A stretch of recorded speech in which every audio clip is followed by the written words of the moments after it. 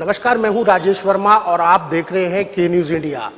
आज हमारे साथ खास मेहमान मौजूद हैं कर्नल अजय कोठियाल जी, जिनसे जानेंगे कि क्योंकि इनकी महत्वपूर्ण भूमिका जो है वहां से रही है और इन्हीं की पहचान जो है कहीं ना कहीं केदारनाथ घाटी से बनी है। तो हमारे साथ खास मेहमान मौजूद हैं, इनसे ही जानते हैं। सर, 2013 में जो त्रासदी आई थी उसके 8 साल हो चुके हैं, किस तरीके से देखते हैं सर? कहीं जान और माल का जो है बड़ा नुकसान हुआ है, आपने ग्राउंड जीरो से सब चीजें देखी हैं। आप ये देखिए कि एक मंदिर को छोड़ करके बाकी इतना बड़ा सैलाब था कि सोनप्रयाग, जो कि 22 किलोमीटर है केदारनाथ धाम से, जब नीचे आते हैं सोनप्रयाग तक, बीच में रामबाड़ा एक जो जगह है, मतलब एक बड़ी टाउनशिप होती थी, वहाँ पे ना नींव भी नहीं दिख रही थी। तो इस तरीके से कैसे सडनली 10-12 मिनट में पानी इतना ज़्यादा उठा और उसके बाद में सब चीज़ें लेकर के चला गया। तो वो तो मतलब बड़ी अजीब सी वो थी। लेकिन उसके साथ में क्या था कि शुरू में इंसान हताश भी होता है कि इतनी बड़ी आपदा आ गई, अब कैसे इसको देखा जाएगा। लेकिन फिर क्योंकि हमें ज़िंदगी में कहीं ना कहीं रहना तो है ही, तो हमें कहीं ना कहीं अगर आपदा आ भी गई है तो तरीके बनाने हैं कि कैसे दोबारा से उस जगह को रिस्टोर करा जाए, इंसान दोबारा वहाँ पे कैसे रह सके। तो एक छोटी प्रोसेस थी जो शुरू हुई थी, मैं कहूँगा 22 मार्च 26 फरवरी 2014 को केदारनाथ आपदा जब आई, उसके बाद में जो रिकंस्ट्रक्शन की जो प्रोसेस शुरू हुई, रिस्टोरेशन की पहले। पर उससे पहले मैं अगर थोड़ा सा पीछे जाऊं तो मेरे को याद है, क्योंकि हम नेहरू इंस्टीट्यूट ऑफ माउंटेनियरिंग के प्रिंसिपल थे, तो उस टाइम पे डिजास्टर की और ये जो ऐसी पहाड़ों में जो मूवमेंट की जो एक्टिविटीज़ होती हैं, उन्हीं को सिखाने के लिए हमारे यहाँ कोर्सेज चलाए जाते हैं। तो क्योंकि हमारी एक्सपर्टीज थी माउंटेन्स में, तो हम कहीं ना कहीं रेस्क्यू में इन्वॉल्व थे। उसके बाद 9 जुलाई को, 16 जून को जब आपदा आई और केदारनाथ में पूरा इवैक्यूएशन हो गया था, 9 जुलाई को पहली बार मेरे को उत्तराखंड गवर्नमेंट ने बोला था कि केदारनाथ धाम, वहाँ पे कुछ लोग, कुछ सरकारी कर्मचारी अटके हुए हैं, क्योंकि रास्ता तो पूरा टूट गया था, तो उनका हेलीकॉप्टर से मेंटेनेंस हो रहा था और धाम को खाली भी नहीं छोड़ सकते थे। लेकिन अचानक 10 दिन मौसम खराब हो गया, तो हमसे पूछा गया कि क्या तरीका है कि ऊपर उनके लिए राशन पानी, बेसिक रिक्वायरमेंट कैसे पूरी करी जा सके। तो उस टाइम हम पहली बार केदारनाथ धाम में गए थे, क्योंकि रास्ता सोनप्रयाग से मंदिर तक पूरा टूट गया था। तो उसके बगल में एक दूसरी घाटी थी ये अपना कालीगंगा घाटी, तो उस रास्ते से हम चढ़े ऊपर। तो कोई 4 दिन हमें लगे थे चढ़ने में। आखिरी गांव उसमें चौमासी था, वहाँ के कुछ लड़के थे जिनके माँ बाप, भाई बहन केदारनाथ में काम करते हुए उन्हीं के सामने खत्म हो गए थे। और क्योंकि वो लोग अपने को बचाने के लिए जिस रास्ते से लेके आए थे, तो ये हमारे साथ गाइड बन के चले और हम चौथे दिन फिर केदारनाथ पहुंच गए। उसके बाद क्योंकि ऊपर पहुंच गए थे, तब तक मौसम खुल गया था, तो जो सरकारी लोग जो फंसे हुए थे उनको हेलीकॉप्टर से इवैक्यूएट कर लिया गया था। पर क्योंकि हम ऊपर पहुंच गए थे, तो हमारे पास ऑप्शन था कि हेलीकॉप्टर से नीचे आए, पर क्योंकि ट्रेन भी थे हम, तो हम पहली बार जो टीम, मेरे साथ 8 लोगों की NIM की थी और ये अपना 6 जो चौमासी गांव के जो लड़के थे, इनको लेकर के फिर हम आए केदारनाथ से पैदल एक नए रास्ते से सोनप्रयाग तक। और क्योंकि वो रास्ता हमने देख लिया था, तो इसलिए 2014 में जब हमको बोला गया कि क्या केदारनाथ की यात्रा शुरू करा सकते हैं, तो हमने इस नए रास्ते को शुरू करा और धीरे धीरे फिर आज वो परमानेंट रास्ता बन गया है वहाँ पे। उसके बाद कई पुनर्निर्माण की चीज़ें होती गई, वो तो थी, लेकिन बीच में स्टोरीज हैं बड़ी अजीब सी। हमारे साथ लड़का है भूपेंद्र तिंदूरी, चौमासी गाँव का। भूपेंद्र और उसके पिताजी थे यहाँ पे अपना रामबाड़ा में। अब उनके पास 2 खच्चर थे, वहाँ पे एक छोटी सी फूल की दुकान भी लगाते थे। जब पानी आना शुरू हुआ तो ये लोग ना पहाड़ की तरफ चढ़े, बाप और बेटे, और खच्चरों को लेकर गए। तो पानी इतनी तेजी से बढ़ रहा था, पहले एक खच्चर बहा, फिर ये दूसरे खच्चर को लेके ऊपर चलते गए, फिर दूसरा खच्चर बह गया, फिर तीसरा जब वो हुआ तो उसके पिताजी की हालत ऐसी हो गई कि मतलब वो खत्म हो गए, बस बह नहीं पाए। तो ये भूपेंद्र उनको उठा के लेकर के आया। लेकिन जब पहली बार मैं गया तो यही भूपेंद्र मेरे को गाइड करके लेके जा रहा था। जब हम केदारनाथ मंदिर पहली बार पहुंचे थे, तो क्योंकि मंदिर के अंदर ना जैसे धूप बत्ती, अगरबत्ती जलाते हैं, तो उससे दीवारों पे एक परत जम जाती है। पर आपदा जब आई थी तो पानी इतनी तेजी से आया और मंदिर में घुसा कि जैसे बोलते हैं जैसे मिक्सी घूमती है, वो पानी, रेता इस तरीके से घूमी थी कि हमें ना उस दिन वहां पे किसी ने पहले जो हाथ से लिखे हुए श्लोक थे वो श्लोक लिखे हुए दिखाई दे रहे थे, मतलब परत गायब हो गई थी पूरी। तो ऐसी वाली कई स्टोरीज हैं केदारनाथ में जो लोगों की थी। जब हम नीचे आ रहे थे तो रास्ते में खच्चर ही खच्चर थे पूरे खत्म।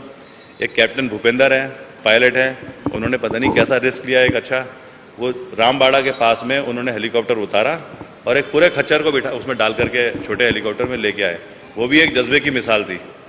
मतलब हमारे साथ ये जो एसडीआरएफ के लड़के थे उत्तराखंड पुलिस के, जो रेगुलर एसडीआरएफ के हैं, ये किस तरीके से ऊपर चढ़ चढ़ के, जहां पे पता चल रहा है कि 6 लोगों की एक जगह पे बॉडीज पड़ी है और एक बच्चा जिंदा है, ये किस तरीके से चढ़ के उनको लेकर के आए और उस स्थान में उन लोगों को एक जो धार्मिक क्रिया होती है तरीका वो करी।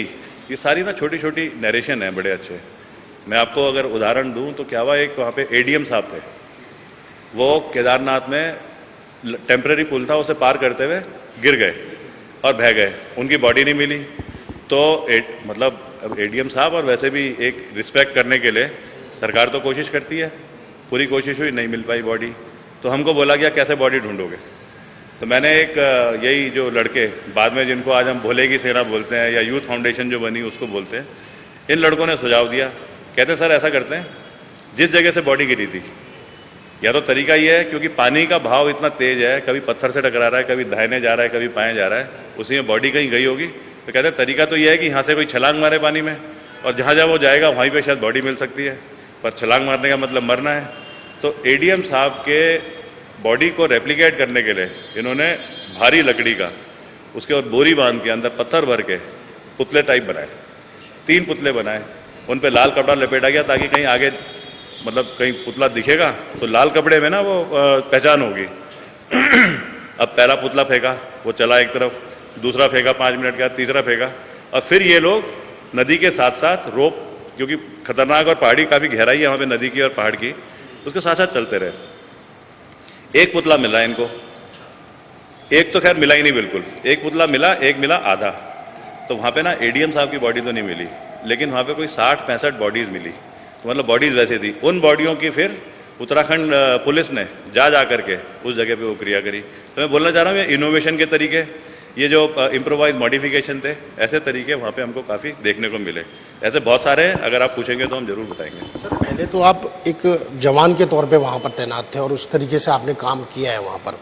दूसरा मैं ये भी जानना चाहूंगा, अब तो आप पॉलिटिकल पार्टी से जुड़े हैं, क्या लगता है कि जो उस समय त्रासदी आई थी 2013 में, क्या उसकी जो जानकारी है वो काफी लेट जो है सरकार के पास पहुंची थी, तो काफी बचाव भी हो सकता था। काफी लोग जो है रास्ता भटक गए थे, रास्ता जंगलों में खो गए थे, कहीं ना कहीं उनका सर्च ऑपरेशन जो है लगातार चला। किस तरीके से देखते हैं, अगर सरकार अगर उसमें एक्टिव होती, कई कमियां लगती हैं आपको उस त्रासदी में सरकार की? सर जो पिछली सरकार की बात करें, मेरे को तो आज भी कई कमियां लगती हैं। मतलब इतना बड़ा डिजास्टर आया, उस डिजास्टर के बाद में ऐसा क्या तरीका है कि हमारे पास मोटिवेटेड एसडीआरएफ की पूरी टीम है। मैं उन लड़कों से मिलते रहता हूं, ज्यादातर एनआईएम में उन्होंने कोर्सेज करे हैं। वो हमेशा एक इच्छा जज्बे के साथ में कोई भी एक्शन लेने को तैयार रहते हैं। पर ऐसा क्या तरीका है, मैं उदाहरण दूंगा रेणी का। अभी जो यहां पे आया था एक, जब वो ऋषिगंगा गौर से, मैं उसमें आखिरी तक जा रखा हूं जहां से वो ऋषिगंगा शुरू होती है, सरसों पताल। ऋषिगंगा गौर से जब ये आया तो देखो नेचुरल है, तो इसमें ना कोई हम कह नहीं सकते कि प्रिडिक्शन बहुत सही है कि नहीं है, लेकिन उसके बाद का जो रिएक्शन होता है, आज हमारे पास चिनूक हेलीकॉप्टर है, केदारनाथ घाटी में उतर चुका है। मतलब वैसे इंडियन एयरफोर्स का डिफेंस प्रिपेयर्डनेस के लिए है वो, पर क्योंकि वो तो केदारनाथ घाटी में उतर चुका है। अगर चिनूक हेलीकॉप्टर है तो क्यों नहीं हमने जान बचाने के लिए 5, 6, 7 एक्सकेवेटर पार कराए। अगर देखें रेणी में तो पुल तो टूट गया, लेकिन उस पार अगर 5, 6, 7 हमने एक्सकेवेटर पार करा दिया यहां देहरादून से उठा के, चिनूक के लिए तो वो मुश्किल नहीं है, 2 चिनूक लगेंगे, वहां पहुंच जाएंगे। जो इंसान आज मेहनत करके इसको मलबे को 50 आदमी निकालते हैं 5 दिन में, वो एक्सकेवेटर तो 2 घंटे में निकाल देगा। क्यों नहीं ऐसी चीजें आज हमें सोचने की जरूरत है, जब हमें पता है कि हिमालय थोड़ा फ्रेजाइल है, यहाँ पे डिजास्टर आएंगे ही आएंगे। और ये सब चीजें ना मतलब केदारनाथ में ट्राई हो गई है। सिंपल सा एग्जांपल ये देता हूं, केदारनाथ रिस्टोरेशन में जिस तरीके से डीडीएम एनआईएम हमारे अंडर जो टीम ने काम करे, उसमें बहुत सारे लोग इन्वॉल्व हो गए थे। तो उस मॉडल को ना उत्तराखंड गवर्नमेंट ने तो समझना था, कभी कोशिश मेरे को लगता नहीं है कि पूरे तरीके से करी गई। लेकिन हिमाचल का एक डेलीगेशन आया था हमसे चिट्ठी लिख करके पूछने के लिए, तो वो 4 दिन रहा वहां पे।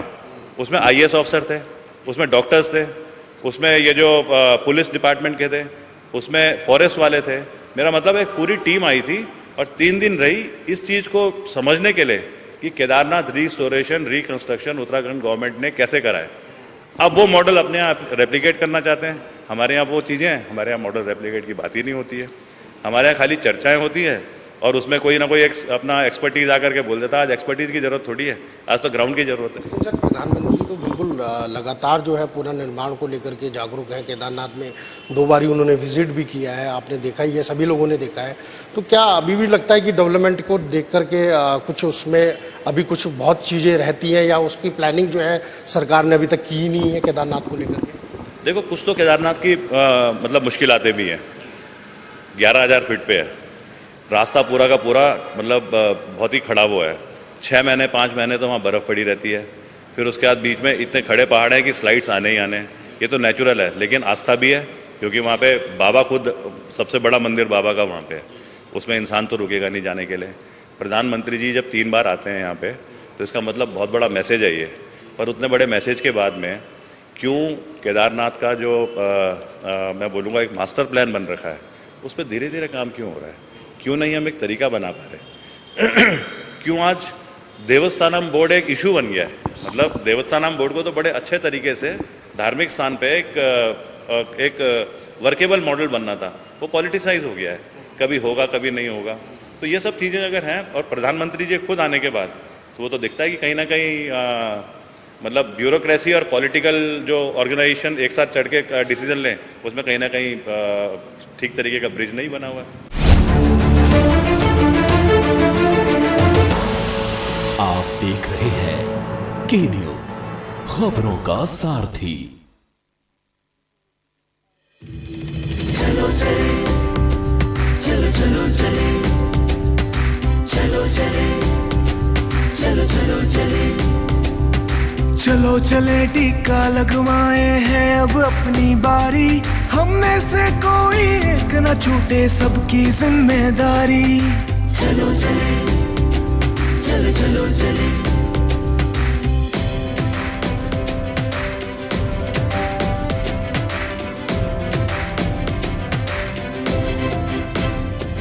न शर्माना न घबराना न तुम आलस करना। कोरोना महामारी को मिल साथ खत्म है करना। मत रख शंका और सभी को है तूने प्रेरित करना। देवभूमि की युवा शक्ति तुम ना हक डरना।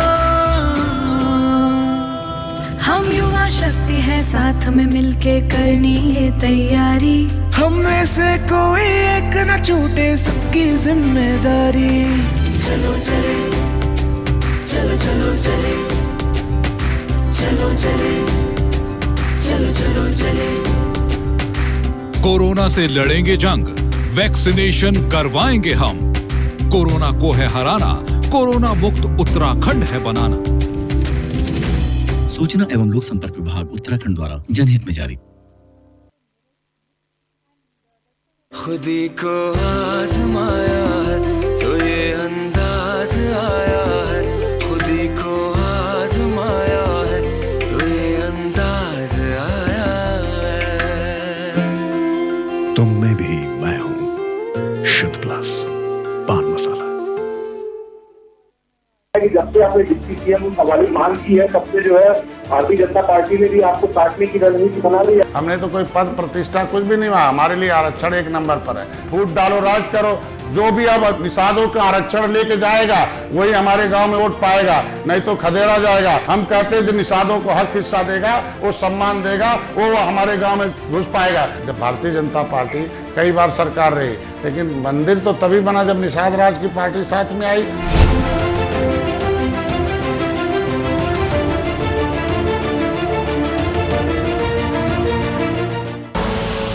आप देख रहे हैं के न्यूज, खबरों का सारथी।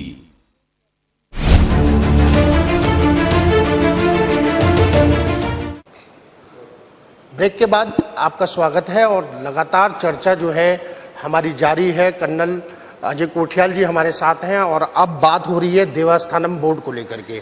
सर, देवस्थानम बोर्ड को लेकर के आप किस तरीके से देखते हैं, क्योंकि क्या लगता है कि जो सरकार ने देवस्थानम बोर्ड का गठन किया है, हालांकि तीर्थ पुरोहित जो है नाराज है, कहीं ना कहीं नाराजगी जो है वो है, किस तरीके से देखते हैं कि क्या विकास वाकई देवस्थानम बोर्ड को लेकर के होगा और वहां की जनता को जो है इसका फायदा होगा? देखिए, मैं जो समझता हूं देवस्थानम बोर्ड, क्योंकि डिटेल मैंने नहीं पढ़ी है पूरी, पर जब ये बोर्ड शुरू में बनने की बात हो रही थी तो मैं भी उसका प्रीवी था, क्योंकि तब मैं केदारनाथ में ही था, तो कहीं ना कहीं हमारा भी रोल आता था। तो JSW जो एक मतलब बड़ा कॉरपोरेट है जो आज केदारनाथ में पूरा पुनर्निर्माण करवा रहा है, उसके सज्जन जिंदल सर, फिर उसके बाद में हमारे उत्तराखंड शासन के अच्छे मतलब अधिकारी, उनके डिस्कशन होते थे कि यहाँ पे कहीं ना कहीं एक ट्रस्ट बनना चाहिए, देवस्थानम बोर्ड, जिसका अब नाम पड़ गया है। तो कई मॉडल ट्राई करे गए, साउथ में भी गए, तो हर जगह अगर बोर्ड कामयाब है और लोग खुश हैं और एक ऑर्गेनाइज तरीके से चीज़ चल रही है तो बोर्ड तो बनना चाहिए। लेकिन बोर्ड बनने के साथ में पहले ये तो समझा जाए कि बैकग्राउंड क्या है, मतलब खाली किसी नए पुराने बोर्ड को देख करके और उसको रेप्लिकेट कर दिया जाए, वो मेरे को लगता है थोड़ा गलत है। यहाँ पे देवस्थानम बोर्ड में 4 जो चीज़ें आती हैं, सबसे पहले आता है यमुनोत्री मंदिर, उसकी पिक्युलरिटी अलग है, वहाँ की ज़रूरतें अलग हैं, वहाँ तीर्थ पुरोहित अलग तरीके से वो देखते हैं। दूसरा है गंगोत्री, गाड़ी जाती है वहाँ तक, यमुनोत्री तो पैदल चलना पड़ता है, गंगोत्री में गाड़ी जाती है पूरा धाम तक। वहाँ के तीर्थ पुरोहित उनकी थोड़ी अलग है, मखुआ के रहने वाले हैं, तो क्या देवस्थानम बोर्ड मतलब मुखबा भी देखना है और आपको गंगोत्री भी देखना है, 6 महीने देवी देवता कहाँ रहते हैं। केदारनाथ, इसकी अलग पिक्युलरिटी है, 22 किलोमीटर का वो है, ऊपर से डिजास्टर आ रखा है। चौथा बद्रीनाथ, वहाँ पे भी गाड़ी जाती है, तो ये एंगल है। दूसरा, जब पहले पहाड़ों में ये जो सब मतलब अच्छे वाले जो धार्मिक दृष्टि से देखे जाते हैं वो वाले मंदिर हैं, तो उस टाइम पे ना जो मैं समझता हूँ कि पहाड़ों में लोग आते कहाँ थे, बहुत पहले, आज से 100 साल पहले, 150 साल पहले, तब भी ये थे मंदिर, तब भी तीर्थ पुरोहित होते थे। तो उस टाइम पे ऋषिकेश, जो मैंने सुनी है बातें, ऋषिकेश से जब आदमी ऊपर चलता था, पैदल चलता था, चट्टियां बनी थी बीच में, रहने की कोई ज्यादा व्यवस्थाएं नहीं होती थी।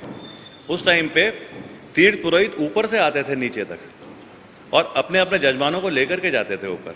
तो उस रास्ते में ना वो अपना राशन पानी भी लेके आते थे जजमानों के लिए, ताकि इनको तकलीफ ना हो। तो ये तीर्थ पुरोहित और जजमानों के बीच का रिलेशन था।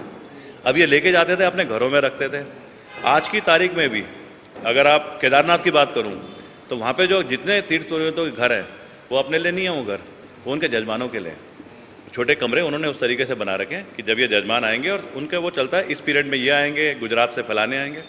उसके बाद वहां पे ये नहीं कि तीर्थ पुरोहितों को पैसे दिए जाते हैं, वहां पे उनको खाली तीर्थ पुरोहित पूजा कराते हैं। और जब यात्रा, ये जो सीजन खत्म हो जाता है, उसके बाद तीर्थ पुरोहित वापस हर जगह पे जाते हैं उनके घरों पे प्रसाद लेकर के। तो ये एक अलग रिलेशन है, उस रिलेशन को तो देखने की जरूरत है। अगर तीर्थ पुरोहित ही नाराज हो रखे हैं तो इसका मतलब कहीं ना कहीं हमारे प्लान में एरर हो गई है। मेरे को लगता है ये देवस्थानम बोर्ड कैंसिल होना चाहिए, देवस्थानम बोर्ड बनना चाहिए नया, और उसमें दोनों के गवर्नमेंट की सोच, तीर्थ पुरोहित की सोच, और एक थर्ड पर्सन को इन्वॉल्व करो, उसके साथ करो। जब मोदी जी खुद इस धाम में आ रहे हैं जहां पे गुफाएं बननी शुरू हो गई हैं अच्छी रिलीजियस टूरिज्म को बढ़ाने के लिए, तो देवस्थानम बोर्ड को होना भी चाहिए, लेकिन एग्जिस्टिंग फॉर्म में नहीं होना चाहिए। सर, एक अब थोड़ा सा पॉलिटिकल पे भी अगर हम बात करें तो जैसे आपकी पहचान जो है केदारनाथ घाटी से रही है, इसमें कोई दो राय नहीं है। क्या अब राजनीतिक पार्टी से आप जुड़े हैं, क्या आने वाला भविष्य जो है वो केदार घाटी से होगा या गंगोत्री से, जहाँ आप कन्या? देखो, केदार सबसे पहले जब हम आए तो हम आए पॉलिटिकल उसमें बोले तो गंगोत्री, उत्तरकाशी, NIM प्रिंसिपल आए हम वहां पे। अप्रैल 24-25 को हमने टेक ओवर करा था और मतलब 16 जून, मुश्किल से 2 महीने, आपदा आ गई। हमारा रोल होना ही था आपदा में। हम वहां से गए केदारनाथ घाटी, गंगोत्री घाटी से केदारनाथ घाटी। इन दोनों जगहों की वजह से हमारे को एक अच्छा समाज से मिलने का मौका मिला, हमारे को उत्तराखंड के पहाड़ों को समझने का मौका मिला। वैसे तो मैं खुद गढ़वाल राइफल से हूँ, कमांड करी है मैंने 4 गढ़वाल, पर इतना नहीं पता था, बावजूद इसके कि 100% गढ़वाली होते हैं। तो जब ये मौके मिले तो इन दोनों जगहों की तो मतलब हम सब धार्मिक लोग हैं, हमारे को दुआएं, इनकी दुआओं के साथ हमने पूरे उत्तराखंड में जो बोल रहे हैं नवनिर्माण मॉडल, उसे कराना है। 70 सीटें हैं, उनमें से किसी ना किसी सीट से हम जरूर लड़ेंगे। बड़ी संख्या में जो है युवा, हमने कल भी देखा कि युवा जुड़े हैं और आगे भी सिलसिला जो है लगातार जुड़ने का है। किस तरीके से देखते हैं तीसरे मोर्चे के हिसाब से आप आम आदमी पार्टी को प्रदेश में देखते हैं, या किस तरीके से आप अब आगे की रणनीति जो है 2022 की आप लोग देखते हैं किस तरीके से? जब बहुत विपरीत परिस्थितियों में युवाओं ने, एक्स पैरामिलिट्री फोर्स के लोगों ने, एक्स आर्मी वालों ने, महिलाओं ने हमको एक तरीका सिखाया केदार बाबा की घाटी में काम करते हुए, कि कैसे आज कोई भी काम ऐसा नहीं है जो नामुमकिन जिसे सोचते हैं पहाड़ों में करना, अगर उन परिस्थितियों में काम कर दिए गए। आपको पता है, एक बार एक जेसीबी कंधे में उठा करके गौरीकुंड से और पूरी केदारनाथ तक गई है। अगर जेसीबी जा सकती है और इतने पतले रास्ते में, संकरे रास्ते में, जिसमें थोड़ा टकराओ तो नीचे आप मंदाकिनी नदी में गिर रहे हो, अगर इन लोगों ने इस तरीके के काम वहां पे कर दिए हैं। दूसरा उदाहरण दूं, 48 घंटे में एक बेली ब्रिज 30 मीटर का, वो 48 घंटे में बना है बर्फ में, जिसको कि 1 महीना लगता है। तो मतलब मैं ये बोल रहा हूं, जब ऐसी वाली चीजें हो गई तो इसी फोर्स के साथ में नवनिर्माण में तो कहीं कोई मेरे को लगता नहीं है कि जो हम सोच रहे हैं वो कहीं दिक्कत आएगी। हम ऐसा भी नहीं सोच रहे कि यहां से चांद तक के लिए हम सीढ़ी बना देंगे, वो मकसद नहीं है। अगर ये चीजें हो सकती हैं तो जो लोगों का सपना था 20 साल पहले, आंदोलनकारियों ने जो मतलब एक बड़ी मेहनत करी, आज नहीं हो पाया है, उसे करेंगे तो वो पॉलिटिकल पार्टी क्यों नहीं लोग एक्सेप्ट करेंगे। वो तो धीरे धीरे ना, क्या है कि अभी अब एक्टिविटी शुरू हो रही है, ग्राउंड पे दिख रही है। पहले मतलब अगर मैं बोलूं, जो मैदानी इलाके हैं वहां पे काफ़ी ज़्यादा आम आदमी पार्टी एक्सेप्टेबल है। अब पहाड़ की तरफ बढ़ रही है। अभी एक आध दिन में हम एक और ज्वाइनिंग करा रहे हैं, अभी बोल नहीं पाएंगे, लेकिन वो ज्वाइनिंग होगी तो पक्का दिखेगा कि किस तरीके से आम आदमी पार्टी की एक्सेप्टेंस बढ़ रही है। लास्ट क्वेश्चन है मेरा कि जो एक्सपर्ट है उनका भी ये मानना है कि जैसे तीसरे मोर्चे के हिसाब से जो है आम आदमी पार्टी प्रदेश में सक्रिय हुई है।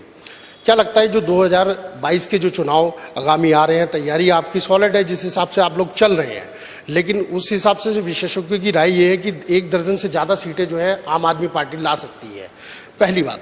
दूसरी बात, अगर ऐसा होता है या और भी प्लस आती हैं, तो क्या अगर सीटों की कमी रही तो आप आम आदमी पार्टी प्रदेश में किसके साथ मिलकर के सरकार बनाएगी, अगर भविष्य की बात? ये औरों को देखना पड़ेगा कि वो कौन होंगे जो आम आदमी पार्टी के पास में आना चाहेंगे। आम आदमी पार्टी तो अपनी पूरी स्ट्रेंथ में आ रही है, और क्योंकि हम पहले तो ये साबित करके दिखाएं कि हम वो पॉलिटिशियन थोड़ी हैं कि जो खाली घूमेंगे गुलदस्ता लेकर के और बात करेंगे और नहीं हो पाएगा। पहले तो हम ये दिखाते हैं ना कि हम कर क्या रहे हैं ग्राउंड पे, उसके बाद में अगले स्टेप में आएंगे कि ठीक है, इलेक्शन जरूर 70 सीटों पे लड़ रहे हैं, पर अभी तो ये कहीं डिस्कशन ही नहीं कौन सी पार्टी। हमें तो कोई समझ में नहीं आती किसी पार्टी के काम करने का तरीका कोई बहुत अच्छा है। पार्टी तो जो नेशनल पार्टी और की बात भी करें, बीजेपी की बात करें या कांग्रेस की बात करें, तो उनको भी ये समझ नहीं आ रहा है कि आम आदमी पार्टी, उनका ये कहना है कि कोई अस्तित्व ही नहीं है प्रदेश के अंदर। तो हम वही चीज आपसे पूछना चाह रहे हैं कि अगर वो पार्टियां ऐसा सोच रही हैं और अगर आप वाकई कांटे की टक्कर जो है 2022 की होती है, तो क्या रहेगा सर उसमें, कि समर्थन लिया जाएगा या फिर ऐसी अपने दम पर ही बात करेंगे? देखो, हम भी यहीं के रहने वाले हैं, उत्तराखंड के, यहीं पैदा हुए, मतलब पैदा गुरदासपुर में हुए लेकिन यहीं के हैं बचपन से, और यहीं पढ़े हैं देहरादून में। जो फेमस यहाँ के कॉलेज हैं, DAV inter college, DAV PG college.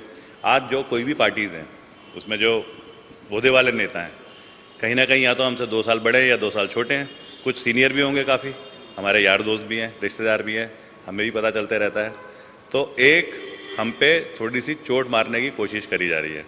अब वो कह रहे राष्ट्रवाद, तो हमसे राष्ट्रवाद की बात करेंगे तो हमें तो समझ में नहीं आता वो कर सकते हैं।